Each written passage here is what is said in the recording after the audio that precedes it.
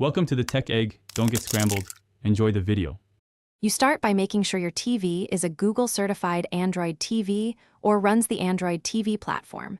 This matters because the Play Store requires Google services. Sign in with your Google account now and connect to the home Wi-Fi. Slow networks cause timeouts, so use 5 GHz when possible. Once done, check for a system update and clear 500 megabytes of space if the Play Store won't install. Make sure developer options aren't blocking installations, and keep your remote handy.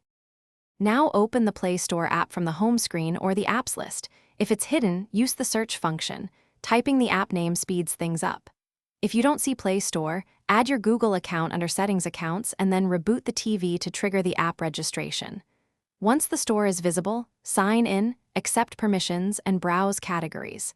If you prefer installing from a phone or PC, use Play. Google.com/devices to push apps directly to your TV.